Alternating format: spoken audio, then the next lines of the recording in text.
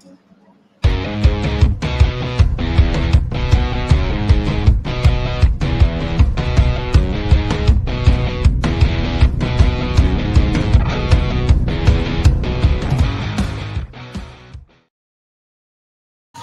everyone and welcome along to your immediate post-match reaction from us at TII.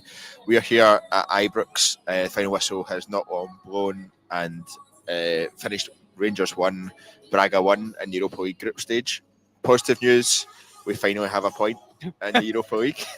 We're not going to finish with 0 points. Bad news, we were 1-0 up against 10 men and still managed to not win the game. Plenty to unpack from the game, and joining me to do so, I've got Iain Mitchell beside me. Iain, what's your immediate reaction to that game? Bit of a mini roller coaster of a game. The first half in the main was pretty awful until obviously we get a penalty. I've still not seen it back, but I've heard people say it is a penalty. A couple say it wasn't, so we'll dwell on that a little bit more. But yeah, as you say, to be in the position we were in, a goal up, a man up, and playing pretty well. Second half was good in the main. Playing pretty positive. I'd say the second half was good. Go on talk about this, but I'd say the second half was good for the first 10 minutes. Oh yeah. I mean, to a point. Yeah. So when I say it was good while we were leading. I think I put a few tweets out saying this was quite good. This was almost fun, which has not been at Ibrox very often. But with this team, as always, they always have a moment in them defensively. They're so brittle with that mentality that we keep talking about, and yeah, it just takes one setback, just throws the whole thing out the way, and that's what happened yet again. Yeah, absolutely. Comments are already coming in. Thank you everyone who's already joined us straight away at the start of this stream. We've got Chris Smith. Chris here. He says, I despise these players. That's very much the feeling that Iain was giving off as we went through that second half in particular. 18 Res 72 says powder puff defending. We'll go on to talk about the goal that we conceded and many other moments in the game as well from that. And that's the thing, we've not touched on it much, and I'm sure we will, but we could have lost that game. From being in such a positive position, we got away with a handball. Let's get through these, right? I'm ready to rant. Big Phil as well saying we stank, row on January, and then Wood Gibson 973 saying performances are so concerning. I know Rule has had 4 wins, but everything still feels just meh so far. Yep. There's so many places we could start, Iain, but let's start at the very start. When you saw the starting lineup, my immediate reaction was, oh dear. I think it's never a good sign. It's never a good sign when you see the starting lineup, but my immediate reaction was, oh dear. And then look at that bench. We've got nothing that can come off that bench to change if it's going wrong. No. What was your reaction, and how concerned is it at how weak this team and this squad is at the moment in terms of players of quality and players who can make an impact? Yeah, I think I'm just sick of seeing like the same thing from the same people at this point. And like you say, that the bench was nothing to be excited about. The starting 11, I thought it was a back 5 at first, and maybe it was like Tav tucked in, maybe a Diomande at left back kind of thing. But seeing the setup, I'm not a big Aaron's fan. I don't think anyone is, but maybe he was okay tonight in parts. But yeah, just the team, the squad is poor. And what I said to you during the game was that it's a poor sub bench, it's a poor starting 11, but there's not many players out injured if you ignore the centre backs that we're missing. We're missing Mikey Moore. I mean, centre back is a huge concern. But that isn't part of the massive problem. I'm sure we'll come on to that, sadly. But in terms of like attacking threat and players to change a game and to do something, it's only Mikey Moore really that's unavailable just now. So it's just a really bad squad. And again, you said it yourself, the lineup doesn't fill you any confidence at all. And I didn't know personally if it was maybe one eye on Sunday, knowing that game does matter more. I don't think Daniel's put out a weak team by any means tonight, because there's no starting 11 I could see that I would be like excited by or I don't think there's a start, with, because we initially thought, has he made changes because he is looking ahead to Sunday? Mm-hmm. But when you look at it, you're like, well, who's he resting? Because you can't really see who he would be resting. Maybe. I think Chamiti obviously didn't play at the weekend, wasn't in the squad, and then gets a start tonight. Aarons hasn't played too much football. Barron's not played very often, albeit he's played okay at times. But I thought Chamiti did okay tonight, actually, in large parts. But like, when the bar is 0, a 4 out of 10 looks good. That's the problem. Yeah, I think that's the problem. But yeah, let's go on to the game itself. What did you make of Braga overall as a team? I thought had watched a couple of their games or had seen highlights of a couple of their games in the Europa League, and from what I'd seen, they're not a particularly good team. No. They didn't offer very much, but they'd managed to get a couple of wins under their belt, and they managed to stay in games, would be how I would describe it. Yep. What did you make of Braga? Not that impressed, no. I think classic kind of Portuguese side that they keep the ball quite well. They try and play some pretty football, but they weren't very dominant. They weren't very pacey. They didn't have like the big guy up front that we can never deal with. So I didn't think they offered very much. And when you consider how much threat Livingston posed us on Saturday compared to Braga, in the most part there, Livingston probably causes more bother, which is a bit insane. Again, they're not having a great season in Portugal. They're having a decent Europa League and obviously beat Celtic already, so they're not mugs by any means. But I think the Braga sides that have came here in the past are better than this side. Yeah, I think the Braga side that came here in the past have been comfortably better than this side, but the Rangers team that have played here and against Braga in the past have also been comfortably better, so I think we need to take that into consideration as well. You never know what performance to expect from this Rangers team this season, and I think it was a bit of a nothing start to the game. It was kind of just a battle of attrition, I guess, is the best way to describe it in that sense, and it didn't really get going at all at any point. Braga had two sort of balls over the top of the defence that meant there were chances. Jack Butland made... Sorry, there's rubbish flying about over the place. If you see us get hit in the face by a plastic bag or something like that, then don't be surprised. Braga had two chances. Jack Butland, especially the second one, made a tremendous save to keep us in it. He also made a save. First of all, outside of that, it didn't really cause us too much bother. And after those two chances, I felt we took more of a grip of the game, but we were just sloppy in possession again in midfield. Raskin and Diomande are a mile off the level that is needed. They're a mile off the level that they can offer, but they're not showing any sign of improving. I thought Connor Barron was the only one that was good in midfield, and he was the only one that was kind of trying to get grip of the game. Is that how you saw it? What did you make of it? Yeah, I just think throughout this midfield especially, there's so much of that like going through the motions kind of thing, like taking the safe option, making the non-risky pass, not trying to dictate the play, dictate the game. Just it's the same thing we say every podcast right now. Raskin is a shambles of a player right now. I'll happily say it. He's not the guy that we saw at the end of last season. The guy we know that can run a game, was getting man in the match every game. He's just not into it just now. He's checked out for me. I don't know if he's got a move lined up in January, but that's certainly the vibe that I'm getting from it. Diomande, I don't think is doing anything different to what we've seen since he joined Rangers, to be honest. It's just what he does. Very quiet game. He also gets sent off in the end. I'm not really sure why. By all means, comments, please help me there. But yeah, we'll come into the sending off, but I don't think they offered very much. Yep. We didn't feel like we created very much. We were in trouble when the goalkeeper Gassama had a run down the right hand side, which forced the keeper to push the ball out. Outside of that, and the Danilo shot, which was a poor pass through from Diomande. That meant that Danilo had to wait on the ball and he was kind of under his feet a bit. Apart from that, we didn't really create any much at all, to be honest. I've been at a lot of games, obviously now, like with the podcast especially, and my role usually is to cover the games via Twitter. Do the tweets for stuff. Yeah. Full first maybe 42, 43 minutes, I'd sent a tweet or two, and it was just saying nothing's happening. But this is a really difficult team to cover when you're trying to bring out something exciting, something that's happened, and like you say, that Gassama cross shot is the only thing. Obviously, that leads to Tav skying it over the bar as well. Yeah. Other than that, and Danilo's very weak finish, albeit it's a bad pass, I know, but I still think a good finisher does better there. There's just nothing. And again, we're saying this is against a really average Braga team who are a little bit ropey at the back, a little bit risky in their passing that we should have been all over, but the press was just a bit uneven. Like you were saying during the game, the press was there but not there, if that makes sense. Yeah, it was like they were set up to press, and we had Chermiti, and then we had four clearly pushing up, but then we weren't pressing the ball.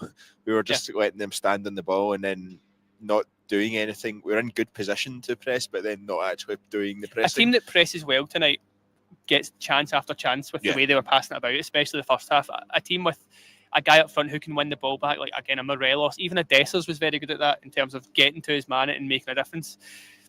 These guys just don't want the ball enough. They don't want to make chances enough. And again, it's the same crap we say every podcast at this point.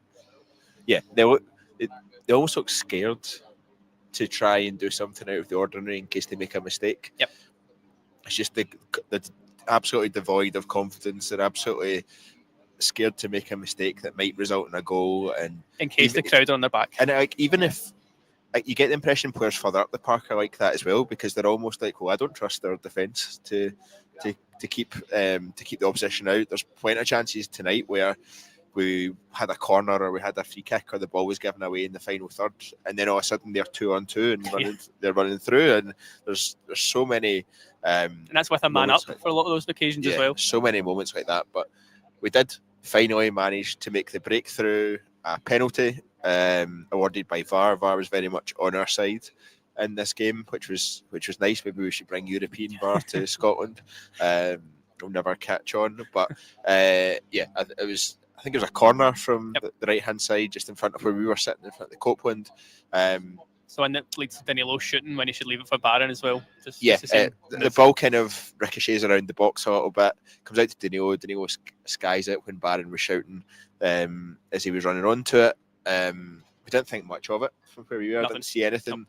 And then all of a sudden there was caught the big screens that there was a VAR check, and the referee awards penalty. From what I hear, it did hit the hand. I don't know if it's in a natural position, if it's not in a natural position, if that matters anymore. But who knows? Anyway, penalty to Rangers. James Tavernier steps up, sends the goalkeeper the wrong way.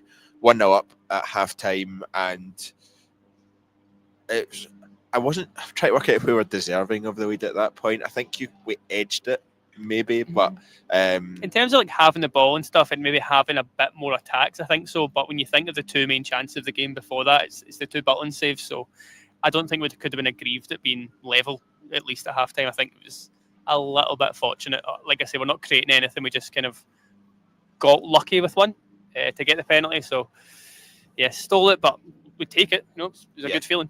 Absolutely.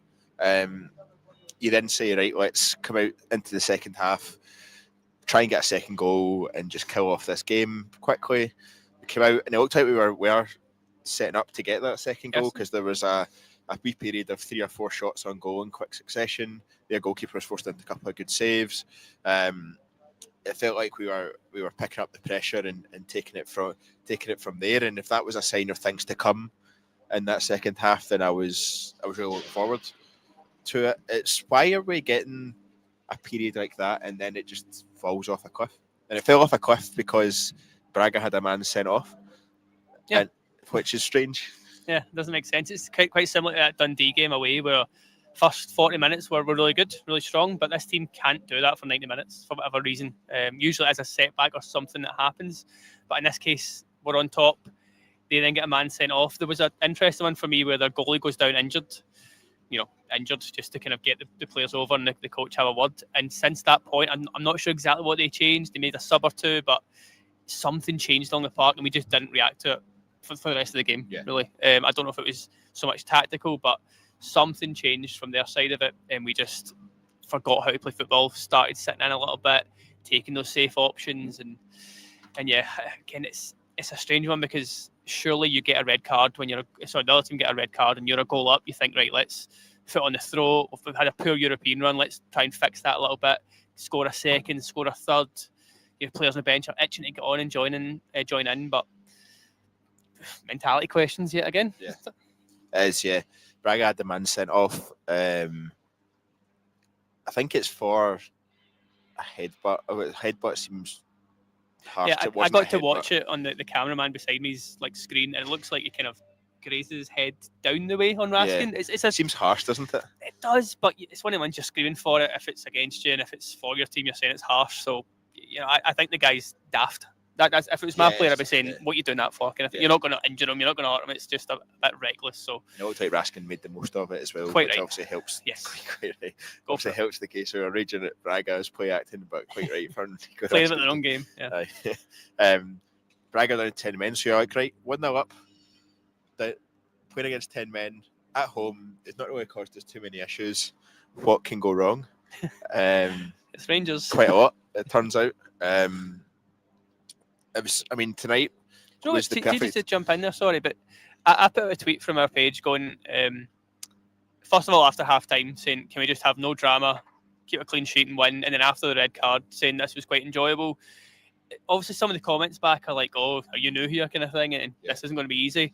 It's as if the players have that same thought process as like us fans do, in terms of being like scarred and knowing what's coming and knowing we're going to do something daft. But actually, I kind of want them to have a psychologist in some way, because they shouldn't think like that. We're allowed to as fans. Doesn't matter what we think. It's it's built into us over the years. But as players, I just don't get how this keeps happening. One little setback and suddenly it's, oh God, what's safe pass, safe pass, safe pass. It's the same every time. Yeah, I think that's fair. This comment from, I have no idea how to pronounce it, XCOM72, says, I miss Ibrox being a fortress, not felt like one since we got to Seville. Even in the league, I don't feel comfortable anymore. It doesn't feel like this team is comfortable playing here in the slightest. It doesn't feel like this team takes any energy from the crowd, but it doesn't feel like coming to the game tonight, there's no anticipation of an exciting European night at Ibrox. It's just flat. It's flat from the moment you turn up at Ibrox to the moment you leave. There's no excitement. It's not sold out, for example, a European night. How many, like, used to be impossible to get a ticket for a European night at Ibrox for so many years, and then it's not sold out. Something that you said very early on was really key for me, because the fans were like fine, I want to say. They were sort of singing and backing the team, but they were waiting for the team to do something for a lot of the night. And I think that's fair, because we've been at these European games, we've all paid a lot of money to be here and stuff like that, and you don't come along just to back the team. You need the team to pull you with them, to give you something to back, give you moments to back, give you excitement. And I don't blame any fan in here that was waiting for the team to do something, because they need to be giving us more in those moments, and in key moments. This could have been a good win, and you go on to Falkirk on Sunday with that momentum. You get some bit of pride back in Europe. All these things that we've just again failed to do. Yeah, it's very fair, but I think we were very much, a lot of fans were sitting back saying, "Go prove us what you can do. Go show us what you can do." Yep. We're apprehensive. We're anxious about what performance you're about to put on. So go show us that it's going to be a good one. And you can't even really say it wasn't flashes, can you? I mean, let's move on to the I guess the last half hour or so. Do we need to? Completely fell apart. Absolutely, completely fell apart. Lost control of the ball. Lost control of the tempo of the game. Braga looked. I turned around to you a few times and said, you have to remember we're the team with 11 men here. Yeah. Because Braga were taking control. Braga were imposing their will on us, and we just looked nervous and shaky. Obviously, it's a really windy night here at Ibrox. I made the joke about Micah hitting the face by a paper bag earlier on, but you could tell that on the pitch that the wind was affecting the players.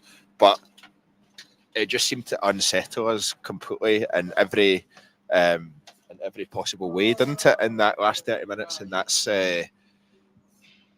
hugely worrying and hugely problematic. But especially in that game where you're 1-0 up, and you're looking to secure your first 3 points in the Europa League this season, and the nervousness from on the pitch translated to nervousness off the pitch. Yep. And it was just a disaster all round, wasn't it? We both said we need a second goal, and it wasn't at that point because Braga were like on top or dominating anyway. They kind of were a little more threatening than us, sure, but it's because we know what this team is going to do. Yeah. The wind, the kind of excuses are there maybe for certain moments. Like, I'm thinking the one that Butland nearly gets caught under. He probably does well in the end to bar it away because the wind's right on top of him. Jigger one, I'm not forgiving him at all, to be honest. But you just know that moment's going to come. So we need a second goal. We probably would need a third goal just to give us that bit of relief, to fully back them and go, okay, this is something to cling on to, kind of thing. And the goal itself, we're right on top of it, kind of here where we're sitting. It's a shambles for me. Not even just the moment of the goal, but Fernandez in the lead up can just header it back to Butland. Butland does well to scramble it away from being a corner, which it probably should have been as well. And then one simple ball in, one mistimed jump from Jigger. I think he does get connection to it, of course. So just which totally I think then underneath takes it away from Tav. Yep, Tav's then maybe wrong side as well. I'm not going to blame him for it. I'm blaming Jigger completely. And the guy's got a tap in. Such an easy goal. There's not any real work they've had to do to get one. Much like Livingston at the weekend there. Just so easy to score against. And from that point on, I didn't feel like we would score a winner. It didn't feel like we'd score, did it? And there was... I want to bring up this comment from Robert Robertson, who says we have to talk about Rule. His selections are baffling, and his substitutions are even more mind-bending. He left substitutions really late tonight. He left them really, really late, and ones that could, like, obviously we spoke about the bench earlier and our thoughts that it was quite weak, but you've got guys like Ant-Man there who can make a difference going forward. You've got struggling to name people. Obviously, Miovski came on as well for Baron, but the only one he really made was Asgard, and yet again Asgard was posted missing. Made zero impact whatsoever. Lost the ball the majority of the early moments. Just ran into traffic at all times. Seemed to be playing on his own for himself a lot of that time, and it was just he would beat a man, get a bit of space, and then just delay something, take that extra touch, let them sit, like, get behind the ball again, which a lot of players are so guilty of doing. But fair enough, beat the man, but then drive forward, then find a pass. And I don't. My guess is that he's very good in training, and guys like Cameron and Curtis are just simply not doing anything in training, because why are the same guys getting more chances and coming on first and getting starts when, you know, you could hear people behind me wanting Curtis on. Again, Cameron, they two were warming up the full night, didn't even nearly come on. I just don't get it. And if they're not getting on a game like this, where you're needing a goal, you're needing a moment, and, you know, Ant-Man, Asgard, Miovski understand to try and put another striker on, but I just don't get it. And I think the comment's spot on. It's so late to make a change. You know, we're crying out for a bit of width and something down this left-hand side, and you've got Max Aarons tucking in, because he's right-footed. I think that was one of the most frustrating things, especially when we were when it went to one each, was that Max Aarons was getting loads of space down this side, and it's ideal for someone who's got a left foot to swing the ball in. So that's where you're like, well, why is Jaden Magoma not on this pitch now?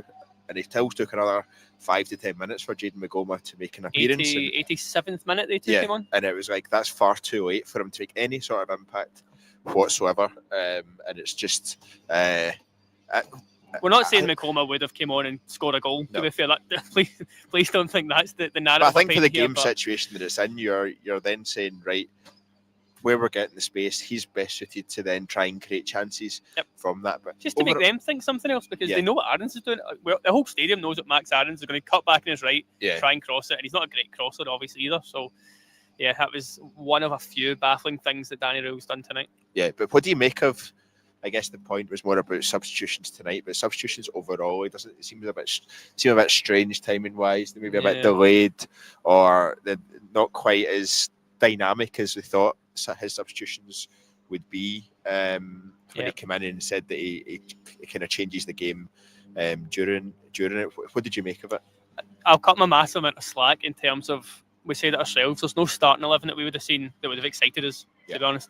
Again, we've said it at the start, there's no player on that bench that you're thinking, okay, at least when they come on, they can do something. So he's working with some very poor tools right now in his toolbox. He needs January as much as the rest of us. But yeah, it's a few things that you have to question. And again, it's not questioning Rule as such, because he's done way better than I thought he would have overall. The fact he's got us a point, you know, the standard is low. That's something. That was an awful game of football. It was a really low quality game of football, and one of the most frustrating things is that any other season, even last season, we'd been walking over the top of this Braga team, and it just shows how far off it we That's really what are. kills you now, doesn't it? Yeah. It's like you say, the league's never been great for us since we won the league for years now. We know that, but Thursday night was always that kind of thing you look forward to. The nights where the fans were up for it. You know, we used to have that camera that would do the quality shot over the top of the club deck up there. So just these little things that made it a really important, special night to come along to. And just with this squad, you can't pack anything just now, because we know what we're going to see. We know the lineup's going to disappoint us. We know that the product is going to disappoint us. And until they start changing that and the players start showing up a little bit more, it's going to kind of continue and rumble on until we get rid of some of them. Yeah. Two more things to cover before we finish up. Firstly, Nasser Jigga.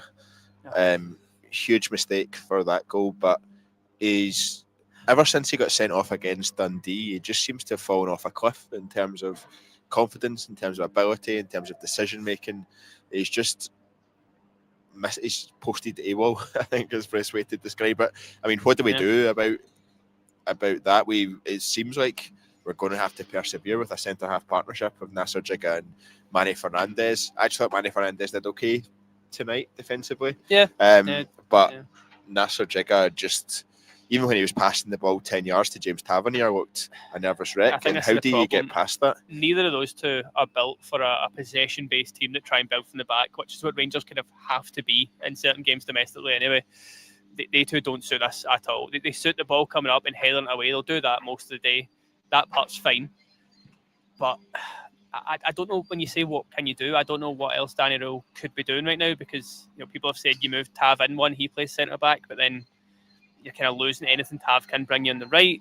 There's no youth player even coming through that you can sort of give a chance to. Inciala is the one that people have been wanting to see a little bit more of, but again, he's not going to come in and be the answer that we all need. I think it's very much just a case of trying to get by right now. Personally, I would look at 3 centre-backs or a back 5, whether that's Tav or Inciala, and just hoping they get through games, to be honest. But there's going to be a lot of more difficult games to come. I said this at the weekend after Livingston. I thought Braga would be more difficult, and they weren't very impressive, but some of the away grounds have got to go to, some of the big fixtures coming up. Even if you look at Falkirk at the weekend, to be honest, a team, no fear at all. A team that firstly plays football, a team that likes to catch others on the counter at pace, is set up for a nightmare for us in terms of how we're playing and where we struggle at the moment. At some point they'll have Brian Graham up front, who is about 58 years old, but he's incredibly street smart, and I get the feeling that he will sort of run those two, not physically because I don't think he's going to move too often, but just that know-how and where to be, where to stand, where to drag them into. That gives me the fear. And I should not be a Rangers fan's fear of Brian Graham coming to Ibrox, but that's the world we're in right now. Yeah, well, we can deal with Falkirk on Sunday, I guess. But final minutes of the game obviously went to 6 minutes of added time. No real chances to speak of, but Mohamed Diomande gets sent off. Again, second red card of this Europa League Group Stage. Mohamed Diomande is a shadow of the player that I thought he would be. He's a shadow of the player that I think he probably has the ability to be. Doesn't even flatter to deceive. Just it's terrible. If I asked you what's he good at, what would you say? He's good at the ball coming towards him shielding it from his marker and moving away. But then the player has to do something. What happens? Then his next move is either a tackle, or giving the ball away, or falling over, or he's just making no impact on this whatsoever. He's becoming a liability. He's not. He just doesn't deserve his place in this team at this moment in time. But the problem is, neither does Nico Raskin. Nope. The only player in that midfield you're looking at is Connor Barron and saying he's doing the best of the lot. And he's just doing okay because he's doing the basics. He's putting in some effort. He's doing the basics and he's running around. It's what's happening, and that's part of the issue in terms of what we were saying earlier about Chermiti. He won his flick-ons tonight. He was trying. He came and got the ball, took the ball in and laid it off. And we're like, he's doing a bit better. He's doing the bare minimum. Yeah, and we're seeing that. It's like, at least he's doing better. It's just we're in dire straits as a team, as a squad at the moment. We need to find a way through to January where Europa League's gone, obviously. In a way, that is something to write off now. Like, yeah, I don't think we can physically now that you've got a point any further. So yeah, now that we've got a point, we're not going to finish with 0 points in it. Completely write off this European campaign. And focus on the league. Thursday to Sunday is difficult if you're competing on both fronts. I'll tell you a few things. With a good squad, never mind like the squad we have. So if you're going to compete, or if you're going to play Thursday, Sunday, don't play your first team on a Thursday. Just focus on the Sunday. Focus on the league game. Get us to January, still on course for him holding on to the coattails of those near the top of the league and give ourselves a chance to make a difference to the squad in January, go forward and make a real shot at this title going into the second half of the season. I don't think we're there yet. I don't have the confidence in us getting through January and being in touch and distance. But something I do want to see got to be the Sunday focus. though is Bairami, Cameron, Curtis, and Ciala. Even just, I would rather watch those four, that kind of those fringe players, because I'm so bored of watching the guys that I keep watching. If that makes sense. I'm not saying they're going to come in and do great. I don't necessarily think they're any better than what we're seeing. But the players that are getting a start, after poor performance and after sort of nothingness, they need to kind of kick up the arse just for something else. So, yeah, I don't expect it, but let's hope that's something that Sunday can bring. Yeah, finished here. Rangers 1, Braga 1. I think we're now 33rd out of 36 in the table, which is the lofty heights of 33rd.